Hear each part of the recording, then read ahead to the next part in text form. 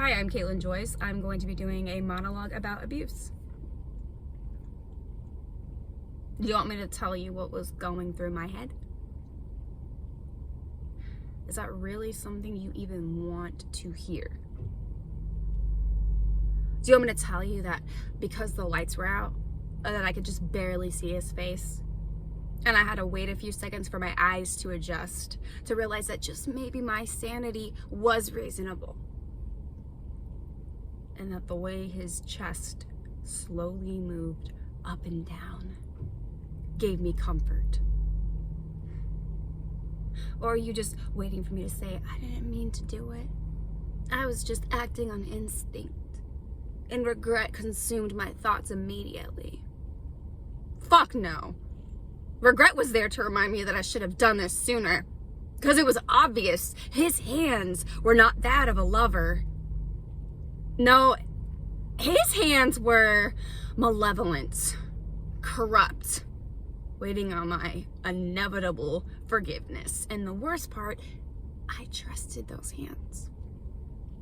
I let them cradle my neck until my face dimmed and he was satisfied, and I craved that. I craved his hands. I craved his drunken nights. And on the nights when I wasn't under his hands, they still possessed my entire being. And if you think that the scars on my body are just from him, no, you're mistaken. Because you see, there was this face that came with those hands. And attached to that face were these beautiful, familiar lips that spoke pure, poisonous statements that I took as fact. That shaped my definition of beauty and created a cardboard cutout of who I was supposed to be in this world.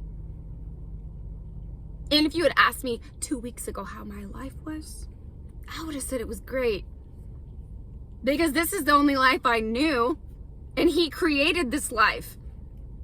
And he was my best friend. And my worst enemy. My teacher, my doctor, my lawyer, my government, my everything.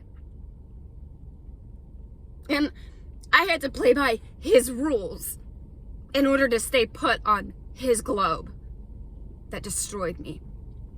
And I just thought that it would be like this forever. And I thought that this was the only world that I was supposed to live in. And I was never going to experience the feeling of being touched in a way that was anything less than innocent and fragile. Equality was just something among the dead. And apologies were the only form of compliment that I knew existed. And then he stopped apologizing. And he stopped saying sorry. Communication just evaporated. And all that was left was addiction. And a cloud of dependency just swarmed around me. And I knew I needed to break free. And I promised myself that would be the last time that I was ever under his hands. And the last time that I had to smell the Kraken-infused breath of his that dissolved my throat. And that decision was made on December 27th. That's when that decision was made. So if you ask me what was going through my fucking mind when I woke up from this dreamless slumber of my life, to gash a stainless steel blade 7 times into his heart, the only thing I can tell you that I felt was relief. Just relief. And I'm not sorry. I'm not fucking sorry. I'm not sorry. God, I am not sorry. Just relief. Scene.